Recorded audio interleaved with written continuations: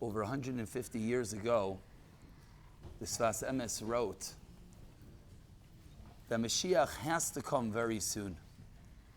He writes that it's impossible for the world to stoop any lower. The immorality, the depravity of society. Says the Sfas Emes, Mashiach must come. 150 some odd years later, a world that the Sfas Emes certainly cannot imagine exists. And even ourselves, sometimes we find ourselves wondering if what we read, if what we see is actually real. As we enter into the most difficult period of the year, the feeling that most of us have is we're just being thrown into something that is a time that we just have to get through. It's difficult. We're going to be hungry. We're going to be tired. We're going to be on the floor. We're going to be uncomfortable. We're going to try to connect. We're going to hear stories. We're going to realize that we should be mature. But yet, deep down, it's so difficult. And we just don't feel it. And that connection that we want and we crave, and we'll try to create, whether it's through song, whether it's through speech, whether it's through story, and we'll try really hard to dig deep down. And we're going to really try to connect and to really want to connect. But somehow, it just always seems to elude us. The Maral writes that Tisha B'Av is called a Mayid. We just davened the Mincha a short while ago and we didn't say Tachman. Says the Maral, why is Tisha B'Av called a Mayid? Because HaKadosh Baruch Hu is sitting in his inner chambers. He's not in his outer chambers. Hashem cries in his inner chambers. And the Maral explains what exactly does that mean. And he says it's like our bodies. Our outside, our externals, the outer chambers, we can't cry. We're going to try so hard to shed one tear. We'll think and we'll hear stories and we'll try to connect, but it's so difficult. But Hashem and we are in the inner chambers. What's the inner chambers of our body? The inner chambers of our body is our neshama. And Hashem in the inner chambers is crying. Our neshama is crying. As we connect, as we grow up, as we try to feel the moment, we might not externally shed a tear. We might not actually get something wet on our face, but we can be assured that our neshama within is indeed connecting, is indeed crying over everything that we're missing, everything that we're lacking. And that is why, says the Maral, Tisha B'Av is called a Mayid. But when I say that, it feels like we're being thrown into it. What comes to mind was probably the most difficult hour of my year this past year. I went to a bris of someone in my shul, a beautiful occasion, and I'm sitting at the Suda, and another local Rav says, oh, you just moved in, and he comes to say Shalom Aleichem, and he asked me to sit down. He's an older Rav. And as we're talking for a few moments, someone comes over to that Rav, and someone says, how's he doing? Should we go on the first day? Such a tragedy. And I'm sitting there listening to these fragmented sentences, not fully understanding. And slowly I start putting two and two together. And a friend of mine, who I knew lived in Muncie, a friend of mine who we were together in Eretz Yisrael for many years, my daughter went to kindergarten with his daughter. Tragically, their 2-year-old was Nifteres. And I start hearing that he says, yes, you should go. And in the middle, I turned to him and I says, are you talking about so-and-so? And he says, yeah. I said, oh, I really should pay a Shiva call. He says, the Shiva house is down the block. You should go right now. Unfortunately, I had no excuses. We benched from the bris, and I literally drove down the block and was thrust into a house of a father mourning a child, a young father, younger than myself.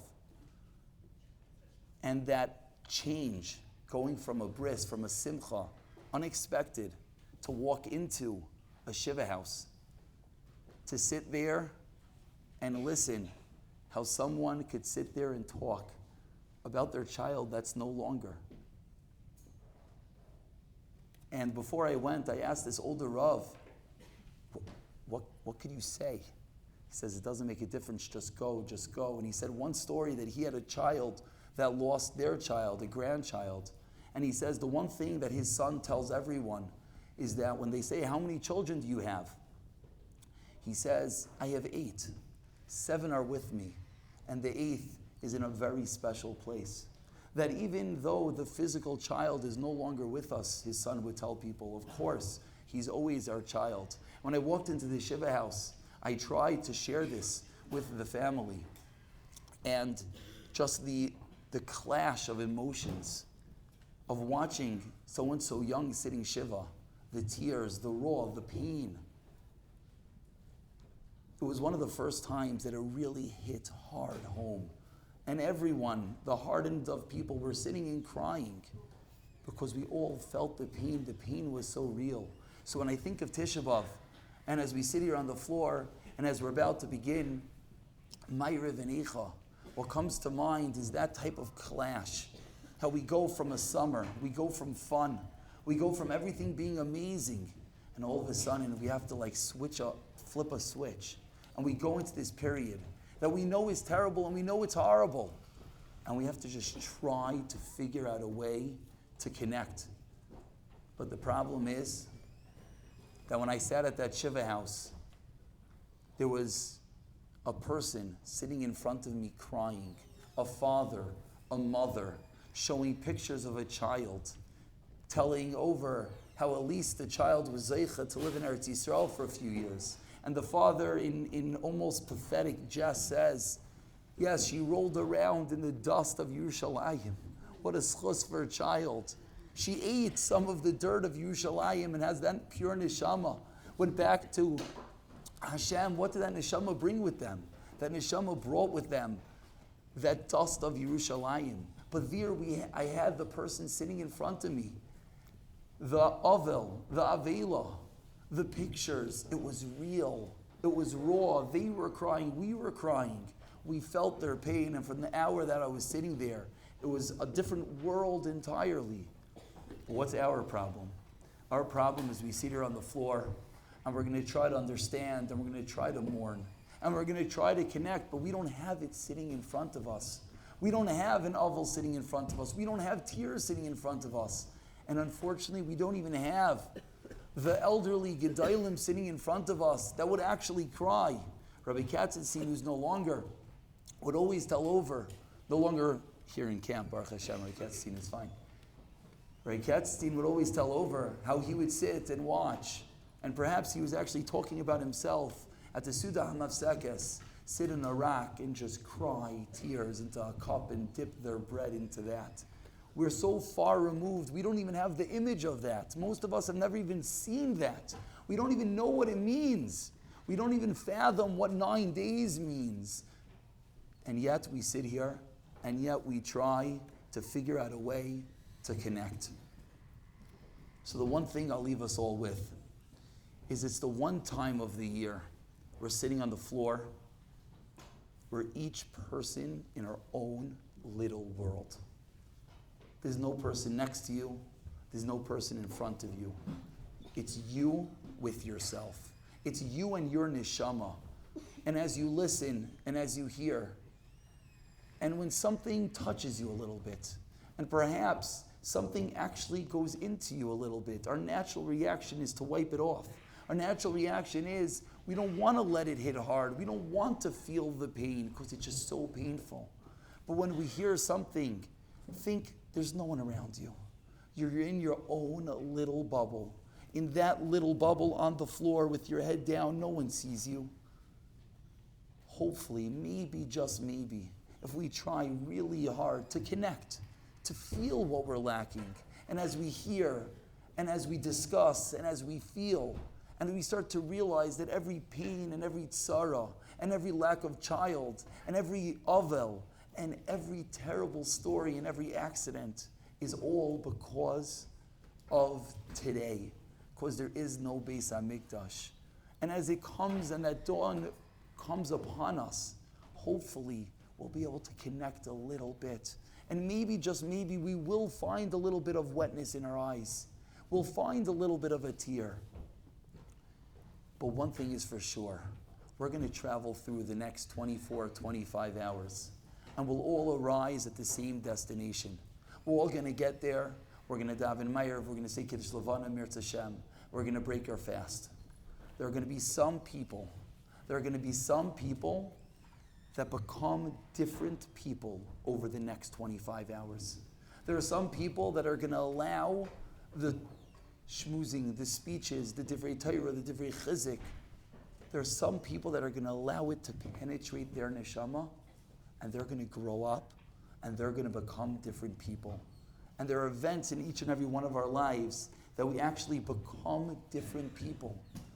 And hopefully, just hopefully, this is a Tisha B'Av that many of us will become different people, that will grow up and will mature and will connect. And there's no greater way to bring the Geula, to bring that Mashiach, to make those words of the Sfas Emes real again, that it's been so many years, that the world is in such a crazy place. And yes, we all actually realize that we crave that connection, that we want that perfect world of the Mashiach, of the Beis HaMikdash. So hopefully, allow yourself to be in your own little world. And if someone else is being immature, and if someone else wants to, let him do his. Each and every one of you is better than that. Become the person that you really are. Tap into that greatness of your neshama. Grow up. Become more real. Become more connected. Become different people.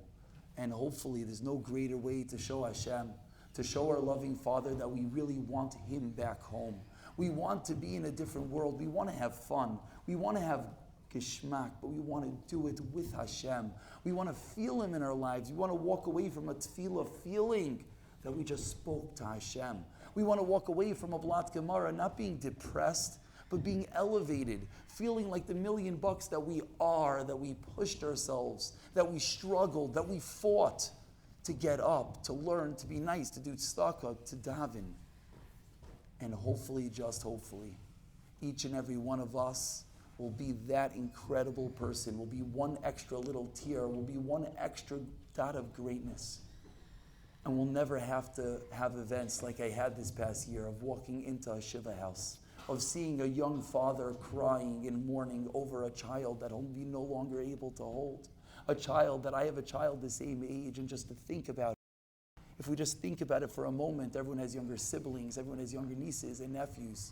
Just let that dawn, let the realization hit you, let it hit hard. Let your neshama come out, let it sing, let it cry. Let Hashem connect with us as we connect with Him, and hopefully become incredible people as we truly mourn, whether we feel the tears or not. Our neshamas are crying, our neshamas are singing, our neshamas are connecting. HaKadosh Baruch Hu is sitting here in Avelus with us, hoping, longing, wanting, and hopefully b'siyata d'shmaya we'll be able to get there all together.